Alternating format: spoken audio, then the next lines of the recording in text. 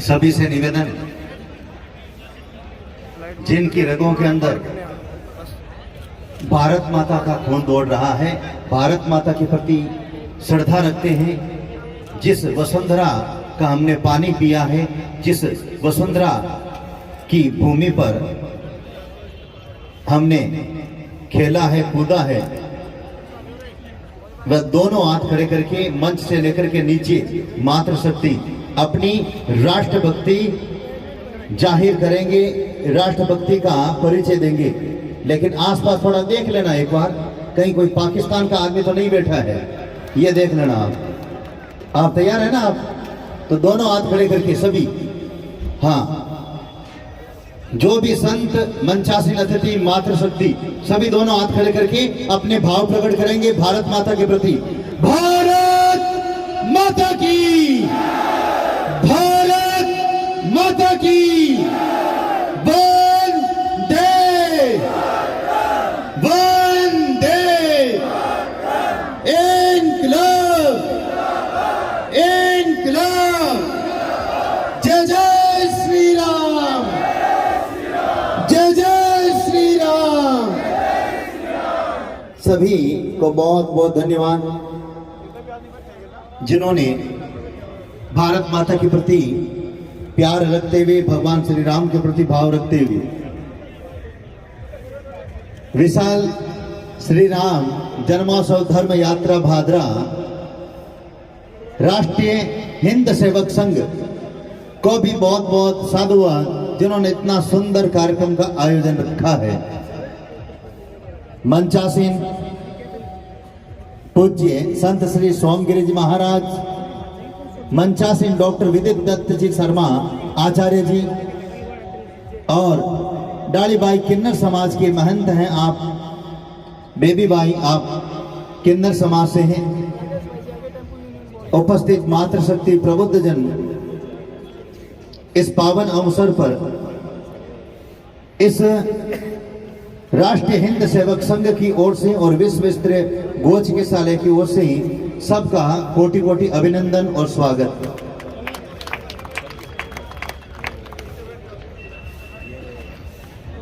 परमात्मा स्वरूप आप सभी यहां उपस्थित हैं, तो नीचे वेद विद्यालय की भक्त प्रहलाद की तरह है, भक्त ध्रुव की तरह है, लव कुश की तरह है, जो हमारी संस्कृति को जीवित रखते हुए आगे बढ़ाते हुए जो बाल गोपाल बैठे हैं, मैं आपके उज्जवल भविष्य की कामना करता हूं। आप इस कार्यक्रम में आने से कार्यक्रम का भी एक बहुत ही सुंदर दृश्य बना है। बात करते हैं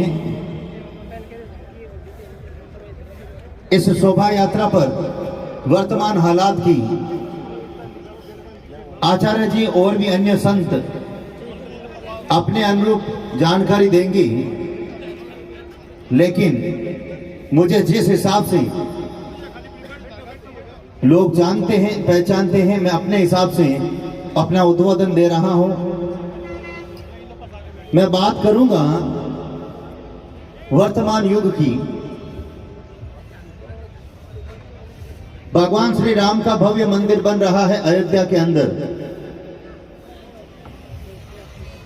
अयोध्या समिति कह रही है 2024 के अंदर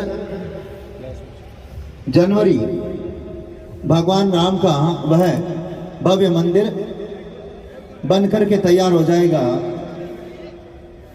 बहुत अच्छी बात है, लेकिन मैं आपका एक ध्यान आकर्षित करना चाहता हूं। हम बहुत बड़े मंदिर बनाएंगे, एक नहीं अनेक बनाएंगे, लेकिन स्थायी बने उसके लिए हम काम करें तो अच्छा रहेगा। भगवान राम की इसी भूमि पर पहले भव्य मंदिर था, बीच में मस्जिद बनी, वापिस मंदिर बन रहा है। कहीं ऐसा न हो कि आज से 2000 साल बाद में, 1000 साल बाद में मंदिर की जगह कुछ और चीज वापिस बन जाए। इसलिए मैं उस ओर ध्यान आकर्षित करूंगा कि मेरी बात को आप समझना, अन्यथा मत लेना। बाबा अमरनाथ जो हमारी श्रद्धा का केंद्र है, चीन के कब्जे के अंदर है, पाकिस्तान के अंदर हमारे शक्तिपीठ हैं, नेपाल के अंदर शक्तिपीठ हैं। इन कारणों को मुख्य ढूंढेंगे। अभी तो अपन जोर से बोल रहे हैं, लेकिन मैं ये कह रहा हूं कि 146 साल के अंदर भारत के 10 टुकड़े हुए, वो किन कारणों से हुए और आगे नहीं हो, और वही वापस एक एक करके टुकड़े वापस आए, उस पर अपन बात करेंगे। भारत के 110 टुकड़े, जब जब मुसलमानों की आबादी बढ़ी थी, भारत का विभाजन हुआ था, अधिकांश ये कारण है। और हम जोश के साथ में कुछ काम करते हैं, अच्छी बात है, लेकिन हमारे साथ में साजिश हुई। यहां पर एक भी अगर कोई नेता खड़ा है वो ये बात नहीं बोल सकता, उसे पार्टी से निकाल देंगे हाथों हाथ। उद्योगपति बोलेगा नहीं। अब जब भारत का नेता यानी राजा नहीं बोलेगा, उद्योगपति नहीं बोलेगा, तो राष्ट्रहित की बात, हिंदुत्व की बात करेगा तो एक सन्यासी ये जरूर बात करेगा। मुझे चुनाव के अंदर नहीं खड़ा होना है, मैं सांसद और विधायक से ऐसे ही पावर ज्यादा रखता हूं, चिंता मत करोगे। हाँ, आपने देखा होगा एक गाड़ी और एक पीछे लगती रहती है और बीच में मैं चलता हूं। मुझे चुनाव की जरूरत नहीं है, मुझे जरूरत है मैं हिंदुत्व हित की बात करूंगा, राष्ट्रहित की बात करूंगा और गो हित की बात करूंगा। शेर को कभी भी कब्जे में करने की कोशिश करती है कोई पार्टी या लोग, शेर कब्जे में नहीं आता है। और मैं ऐसे ही दहाड़ूंगा शेर की तरह, हिंदुत्व के लिए, राष्ट्र के लिए, गाय के लिए। और मेरी गाड़ी के पीछे भी यही चीज लिखी हुई है। और आपने बुलाए इसी तरह के ऐसे संत की आवश्यकता है जो वाकायदा दमदार बात कह सके, चिपनी चोपड़ी बातें करके नहीं जानी चाहिए। ऐसे संत इसलिए मेरे को बुलाया कि कुशाल गिरी जी को बुलाएंगे, बात साफ तौर पर वो कहेंगे मंच पर। मेरा दर्द झलकता है, मेरी बात को अगर समझेंगे तो आचार्य जी इस बात को पूरी तरह समझेंगे, कुछ लोग इस बात को पूरी तरह समझेंगे। करीब 75 साल पहले की घटना है। उस समय के प्रधानमंत्री ने ऐसे नियम लगा दिए थे कि मुसलमान 4 शादी कर सकता है और हिंदू 1 शादी कर सकता है। मैं ये कहता हूं ये कानून गलत है। या तो हिंदुओं को भी, लड़कों को, इनको 4 शादियों की इजाजत दें, या मुसलमानों की 4 शादियां बंद होनी चाहिए। ये बात मैं कहता हूं। वो कहते हैं हम 5, हमारे 25, और हम कहते हैं हमारे 2, तो फिर भारत का विभाजन होगा। पहले जड़ के अंदर जाएं। आज हम रैली निकाल रहे हैं, राम मंदिर बना रहे हैं, बाबा विश्वनाथ का भव्य मंदिर बना रहे हैं, लेकिन कब तक सुरक्षित रखेंगे? सबसे पहले जरूरत है कि एक देश, और मैंने छल्ले पर भी यही लिखा है, सबको मैंने छल्ले दिए हैं तो ये लिखा हुआ है, एक देश एक कानून होना चाहिए।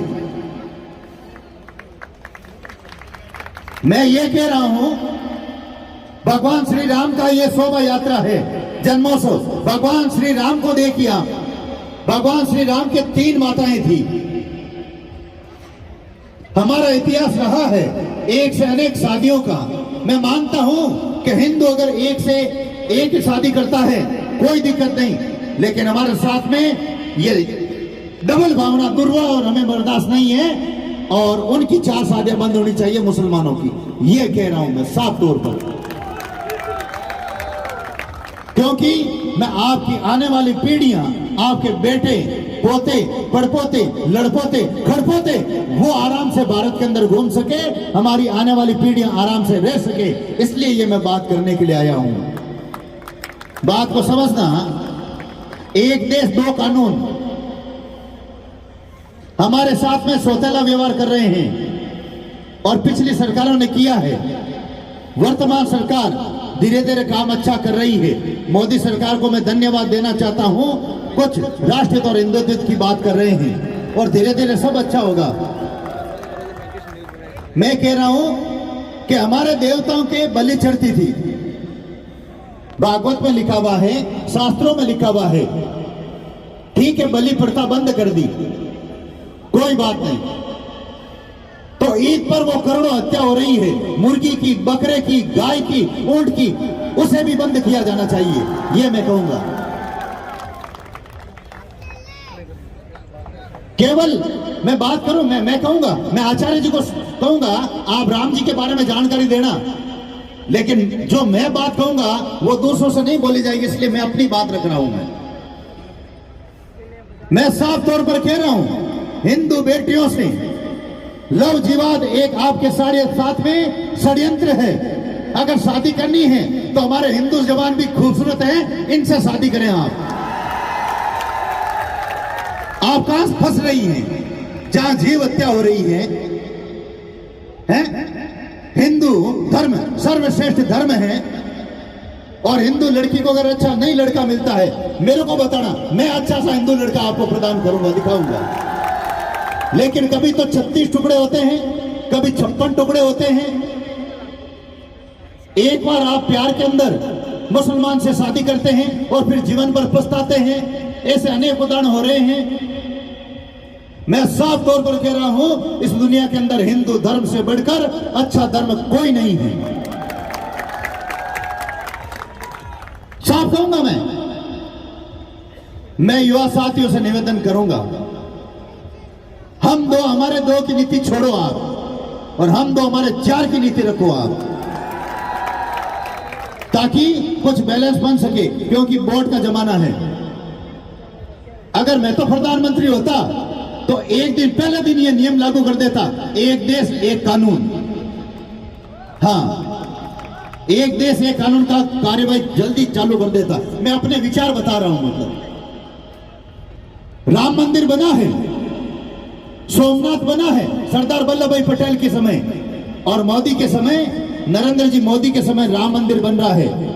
लेकिन मैं ये चाहता हूं कि मोदी के समय या योगी के समय मथुरा के अंदर भी भगवान श्री कृष्ण का भव्य मंदिर बने। मैं साफ कहूंगा, ये तो पहली झांकी है, और आप कहेंगे मथुरा काशी बाकी है। अपना जोश दिखाना, ताकि आपको इंस्टाग्राम पर 10 लाख लोग देख सके, एक कैमरा उधर भी घुमाना। तो मैं कहूंगा ये तो पहली झांकी है राम मंदिर की, मथुरा काशी बाकी है। ये तो पहली झांकी है, ये तो पहली झांकी है। जो भगवान श्री कृष्ण के भक्त हैं दोनों हाथ खड़े कर दे, जो रावण के भक्त हैं हाथ नीचे रखना। ये तो पहली झांकी है। अभी बोलो भाई, थोड़ा जोर करो भाई। ये तो पहली झांकी है, ये तो पहली झांकी है। क्योंकि हमारे युवाओं को ये जानकारी होनी चाहिए कि सोमनाथ बन गया, राम मंदिर बन रहा है, आगे काम क्या है। तो हमारे ये युवा वो काम भी हाथ में लेंगे। मथुरा पर भी भगवान श्री कृष्ण का भव्य मंदिर बने, काशी के अंदर बाबा विश्वनाथ का भव्य मंदिर बने, पास में जो मस्जिद है वो भी स्थानांतरित हो, उसे दूसरी जगह पर भी बनाया जाए। मैं साफ तौर पर कह रहा हूं युवाओं, एक संत कथनी और करने में अंतर नहीं रखता है। प्रत्येक घर के अंदर एक तलवार रखना होगा आपको, प्रत्येक घर के अंदर। आप ब्यूटी पार्लर जाना, 14 तारीख को, फरवरी को कुछ भी देना, मोबाइल वगैरह किसी को, लेकिन सब खर्चा करना, लेकिन ये खर्चा भी एक कुशालगिरी के कहने पर कर देना। एक फर्स्ट क्लास तलवार आपके घर के अंदर होनी चाहिए। और इस तलवार को हनुमान जी भी पकड़ रहे हैं। ये देखो आप, मेरा हाथ चूम रहे हैं बाकायदा। इन्होंने समर्थन कर दिया है बालाजी महाराज ने कि बॉस बात तो दमदार कह रहा है। अब एक बात और है, तलवार चलाना भी सीखना। ऐसा नहीं आपकी तलवार आप पर कोई काम ले ले। प्रत्येक घर के अंदर तलवार होनी चाहिए। प्रत्येक हिंदू बेटी को और बेटे को शस्त्र चलाना आना चाहिए। ये भी मैं आपको कह रहा हूं। शौक रखें तो मेरे जैसा शौक रखें, शौक रखें राजा महाराजाओं का। मैं एक अखाड़े का संत हूं और शस्त्र और शास्त्र दोनों की शिक्षा हमें दी जाती है। गौ माता को राष्ट्रमाता घोषित होनी चाहिए, ये हम सब की मांग है और ऐसा कानून भारत के अंदर होना चाहिए। गो तस्करों को फांसी होनी चाहिए, ऐसा कानून होना चाहिए, ताकि हमारी गौ माता को काटने के अगर कोई ले जाए तो पहले 100 बार सोचना होगा उनको, दुष्टों को, उन राक्षसों को। भारत के अंदर जितने भी कत्ल खाने हैं वो बंद होने चाहिए। और मैं निवेदन करूंगा भारत के प्रधानमंत्री हिंदू हृदय सम्राट नरेंद्र जी मोदी से, जिस प्रकार पाक अधिकृत कश्मीर पर आपने अटैक किया था 4 बजे, उसी तरह एक बड़ा अटैक करके 10 हिस्सों में से पहला एक हिस्सा अपने नाम कर ले और शुरुआत करें आप। मारवाड़ी में कह हुई जो दिखलागी, हुई जो दिखलागी। 1947 वाली बात इस बार नहीं होगी। अगर भारत का विभाजन होगा और उस समय हमारी बहन बेटियों के साथ में अत्याचार हुआ, उनके आंचल काट लिए गए थे, जबरन निकाह हुआ, बलात्कार हुआ, लेकिन जब तक कुशालगिरी धरती पर जीवित है भारत का विभाजन नहीं होगा। और अगर होगा तो इस तलवार से कई राक्षसों की गर्दनें अलग होगी। भारत माता की। याद करना वो दिन हमारी बहन बेटियों के साथ में क्या हुआ था, उस दृश्य को याद करते हैं तो आंखों में पानी आता है। हम चारों तरफ पर उस समय नुकसान में रहे थे। और सबसे बड़ी गड़बड़ एक जगह हो रही है, मैंने पता लगाया, जो मुसलमान पहले हिंदू थे वो कुछ हिंदू बने हैं और मैं उनके घर पे गया हूं और वहां पर मैंने भोजन भी किया है। लेकिन उन्होंने एक बात कही थी कि गुरुदेव, हमारे कई मुस्लिम भाई हिंदू बनना चाहते हैं लाखों की संख्या में, लेकिन एक गड़बड़ है, उनको गोत्र नहीं दी जा रही है। जैसे हम मुसलमान थे, हम हिंदू बन गए तो हमारी बेटी हम किसको दें और हम बेटी किसको लें। तो एक कुंभ के अंदर, प्रयागराज के अंदर विश्व हिंदू परिषद जैसे संगठन, जगत गुरु, महामंडलेश्वर, अनेक संत, हिंदू समाज के संगठन, प्रबुद्ध जन, आचार्य जैसे विद्वान एक मंच पर हजारों लाखों की संख्या में एकत्रित होकर के एक गोत्र तय करें। जिस दिन ये गोत्र तय हो जाएगी कि उनको गोत्र मिल जाएगी, मुझे पूर्ण विश्वास है जो पहले भारत में 90% हिंदू, पहले मुसलमान हिंदू थे, आज वो लाखों की संख्या में आ जाएंगे अगर उनको गोत्र मिल जाएगी तो। ये मैं साफ कह रहा हूं। फिर हम उनको बेटी दे सकते हैं और बेटी ले सकते हैं। एक गोत्र तय होनी चाहिए। अब ये गोत्र तय नहीं हुआ है, उस पर भी ये मैं अपनी बात रख रहा हूं। मैं निवेदन करूंगा जो 35 साल से ऊपर हैं, 40 साल से ऊपर जो यहां पर जो बुद्धिमान लोग विराजमान हैं, अगर आपके लड़कों को संस्कार देना चाहते हैं, चाहे वह 5 साल का है और चाहे वह 20 साल का है, 5 साल का है तो विद्या भारती की स्कूल के अंदर प्रवेश दें। छोटे छोटे बच्चों के अंदर ऑटोमेटिक संस्कार आ जाएंगे और ये आचार्य जी के पास भेज दें गुरुकुल के अंदर। इंग्लिश मीडियम की अपने को आवश्यकता नहीं है। अंग्रेज चले गए, अंग्रेज अपनी इंग्लिश यहां छोड़ गए और अपने नियम कायदे छोड़ गए। मैं साफ तौर पर कह रहा हूं, अंग्रेज तो चले गए लेकिन अंग्रेजों के कानून आज भी भारत के अंदर चल रहे हैं, वो कानून हटने चाहिए।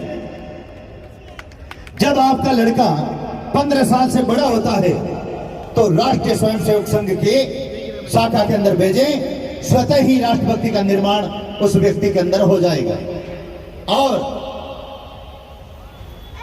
हिंदुत्ववादी संगठन जितने भी हैं वो प्रयास अच्छा कर रहे हैं।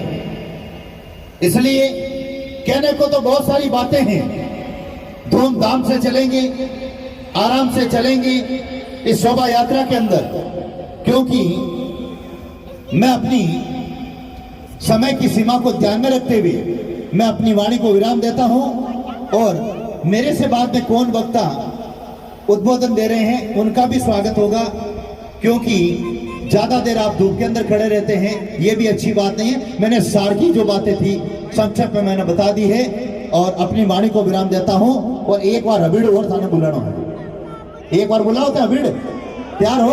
दोनों हाथ खड़ा करो, देखा दोनों हाथ खड़े करके भगवान श्री राम के प्रति श्रद्धा रखते हुए, और जो रावण के भक्त हैं वो हाथ नीचे रखना। भारत माता की वंदे इनकलाब, जय जय श्री राम। अपनी वाणी को विराम देता हूं और डायलॉग